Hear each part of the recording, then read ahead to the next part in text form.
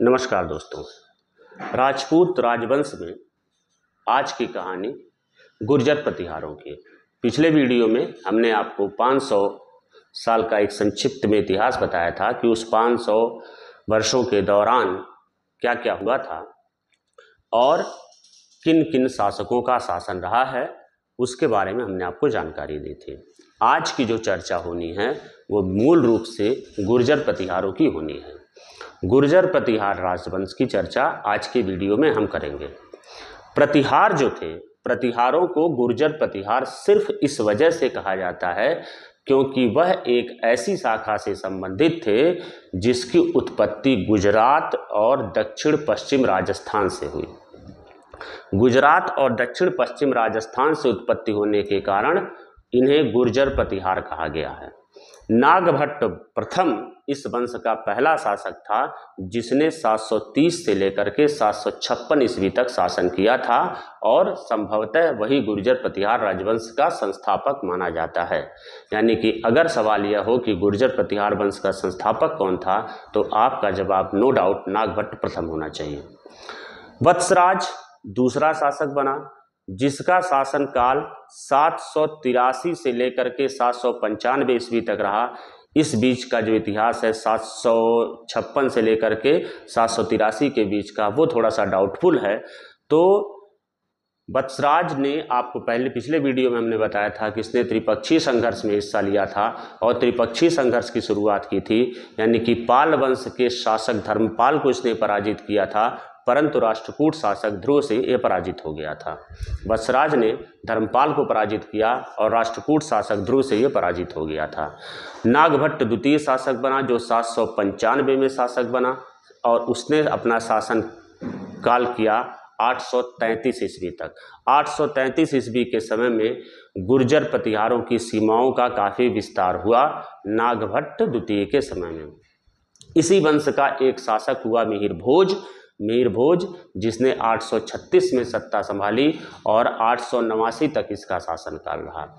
इसके समय में गुर्जर प्रतिहारों की प्रतिष्ठा अपने चरम पर पहुंच गई थी। इवन 836 में इसने कन्नौज को गुर्जर प्रतिहारों की अस्थायी राजधानी बना दिया था। इसकी प्रतिष्ठा इतना ज़्यादा हो गई थी कि इसने कन्नौज को गुर्जर प्रतिहारों की दूसरी राजधानी बना दिया था। 851 ईस्वी में भारत में जब अरब यात्री सुलेमान भारत आया था तो उसने महाराजा भोज की प्रशासनिक क्षमता और उनकी शक्तिशाली सेना की बड़ी प्रशंसा की है। तो 851 में अरब यात्री सुलेमान भारत आया था जिसने राजा भोज की बहुत ही चर्चा करी है और मिहिर भोज को ही आदिवाराह की उपाधि दी गई है। इस वंश में अगला शासक हुआ महेंद्रपाल जो 889 से लेकर के 910 तक इसने शासन किया और इस समय में गुर्जर प्रतिहार की सीमाओं का और ज़्यादा विस्तार हुआ जो कि मगध और उत्तरी बंगाल तक फैल गया। कन्नौज से लेकर के मगध उत्तरी बंगाल तक फैलने वाला शासक महेंद्रपाल था जिसने गुर्जर प्रतिहारों की व्यवस्था को और आगे तक बढ़ाया, उसके क्षेत्र को और आगे तक बढ़ाया। महिपाल इसी में शासक हुआ जो कि 914 से लेकर के 943 ईस्वी तक शासक रहा और इसके समय में बगदाद का यात्री अलमसूदी गुजरात आया था। अलमसूदी गुजरात आया और उसी के समय में कन्नौज की स्थिति थोड़ा सा कमज़ोर पड़ गई। कन्नौज की स्थिति कमज़ोर पड़ने का कारण ये था कि गुर्जर प्रतिहारों का ध्यान अब कन्नौज को छोड़ करके मगध और उत्तरी बंगाल की ओर हो गया था और गुर्जर प्रतिहारों की शक्ति कमज़ोर होती गई। अंतिम प्रतिहार शासक राज्यपाल के समय में महमूद गजनवी ने आक्रमण किया था 1018 ईस्वी में कन्नौज पर। महमूद गजनवी का आक्रमण 118 ईस्वी में कन्नौज पर होता है जब गुर्जर प्रतिहारों का शासक राज्यपाल था। राज्यपाल गजनवी के डर से छिप गया और इसकी कायरता के कारण ही चंदेल शासक अथवा गंड शासक अथवा और उसके पुत्र विद्याधर ने राज्यपाल की हत्या कर दी और ऐसे जो है चंदेल शासक या हम ये कहें कि गंड वंश के शासक विद्याधर ने गुर्जर प्रतिहारों के शासक, गुर्जर प्रतिहारों के राजा राज्यपाल की हत्या कर दी और एक नए वर्ष की स्थापना करी जिसे कहा गया गहडवाल वंश। तो गहडवाल वंश जो है ये गुर्जर प्रतिहारों के बाद अस्तित्व में आया। चंद्रदेव ने इस वंश की स्थापना करी थी, गहडवाल वंश की। अभिलेखों में ये माना जाता है कि इसे चंद्रदेव जो है वो पवित्र स्थलों का रखवाला था और गहडवाल शासक को काशी नरेश के नाम से भी जाना जाता है। काशी नरेश गहडवाल वंश में ही आगे चल करके एक और शासक होता है जिसका जिक्र इतिहास में आएगा और बार बार उसका जिक्र आता है। तो गहडवाल वंश के शासक को काशी नरेश भी माना जाता है। गोविंद चंद जो कि 1114 से लेकर के 1154 तक शासक था, वह गहडवाल वंश का सबसे महत्वपूर्ण शासक हुआ और सबसे प्रतापी राजा था। इसने आधुनिक पश्चिमी बिहार में से लेकर के और पश्चिमी उत्तर प्रदेश तक समस्त भूभाग को अपने कब्जे में ले लिया था, यानी कि बिहार से लेकर के उत्तर प्रदेश तक का हिस्सा इसके कब्जे में था।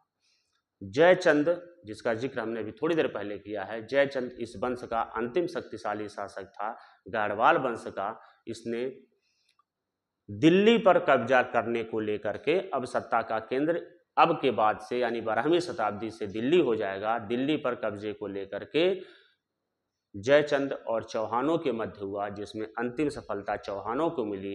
1193 के चंदावर के युद्ध में मोहम्मद गोरी ने जयचंद को पराजित कर दिया। ये कहानी अभी बहुत संक्षेप में है, आगे चल करके थोड़ा इसकी विस्तार से चर्चा होगी, आप लोग भी घबराइएगा मत। तो 1193 में चंदावर के युद्ध में गोरी ने जयचंद को पराजित कर दिया और जयचंद के दरबार में ही नैषध चरित का लेखक श्रीहर्ष रहता था। जयचंद गहडवाल वंश का अंतिम शक्तिशाली शासक हम जयचंद को मान सकते हैं। और उसी समय में दिल्ली में और अजमेर में चौहान वंश का उदय होता है। चौहान यानी कि चहमान या शाकंभरी वंश भी इसे कहा जाता है। शाकंभरी वंश चौहान या चौहान वंश की स्थापना वसुदेव ने की थी। शाकंभरी जो है यह आधुनिक जो सांभर जगह है, सांभर यानी कि अजमेर, यह राजस्थान में स्थित था। अरडोराज 1133 ईस्वी में इस वंश का सबसे शक्तिशाली शासक हुआ और अजमेर के निकट इसने महमूद गजनवी की सेना को इसने पराजित किया था अरडोराज ने। चौहान वंश का ही एक शासक हुआ विग्रहराज या बीसलदेव। विग्रहराज या बीसलदेव का शासन 1153 से लेकर के 1163 तक रहा। बीसलदेव जो है वह कुशल शासक था और साथ साथ एक महान कवि और लेखक भी था। इसने हरिशेल नामक नाटक की रचना की थी, जिसकी प्रशंसा में ललित विग्रह राज नामक एक ग्रंथ लिखा गया था। हरिशेल की प्रशंसा में लिखा गया था। 1178 में सोमेश्वर का पुत्र पृथ्वीराज दिल्ली की गद्दी पर बैठा और 1191 में मोहम्मद गोरी और पृथ्वीराज चौहान के मध्य थानेश्वर के पास तराइन का प्रथम युद्ध हुआ था, जिसमें गोरी पराजित हो गया था। 1192 में तराइन के द्वितीय युद्ध में गोरी ने पृथ्वीराज चौहान को पराजित कर दिया था और पराजित करके सरस्वती नदी के किनारे पृथ्वीराज चौहान की हत्या कर दी थी। गोरी ने पृथ्वीराज चौहान के पुत्र गोविंद को अपनी अधीनता स्वीकार करके अजमेर का शासक घोषित कर दिया। इतिहास में यह तथ्य बड़ा महत्वपूर्ण है कि गोरी, जयचंद और पृथ्वीराज चौहान, गोरी ने दोनों को पराजित किया। तराइन का जब पहला युद्ध हुआ था तो तराइन के पहले युद्ध में गोरी ने पराजय मान स्वीकार कर ली थी और ये लड़ाई हुई थी पृथ्वीराज चौहान से। लेकिन जब तराइन का द्वितीय युद्ध हुआ तो कैसे गोरी इतना शक्तिशाली हो गया जिससे उसने पृथ्वीराज चौहान की हत्या कर दी। इसमें यह कहानी मानी जाती है कि पृथ्वीराज चौहान और जयचंद पहली बार जब तराइन का युद्ध हुआ था तो दोनों लोग एक साथ लड़े थे गोली से, लेकिन बाद में पृथ्वीराज और जयचंद के बीच संयोगिता को लेकर के विवाद हो गया, जिस विवाद के कारण जयचंद ने पृथ्वीराज चौहान का साथ नहीं दिया और साथ न देने के कारण ही गोरी ने पृथ्वीराज चौहान को पराजित कर दिया और बाद में गोरी ने जयचंद को भी पराजित कर दिया। तो यह कहानी छोटी सी हुई गुर्जर प्रतिहार और गाढ़वाल और चौहान वंश की। कल के वीडियो में, अगले वीडियो में हम आपसे चर्चा करेंगे बंगाल और बिहार के सेन वंश और पाल वंश की। तब तक के लिए नमस्कार।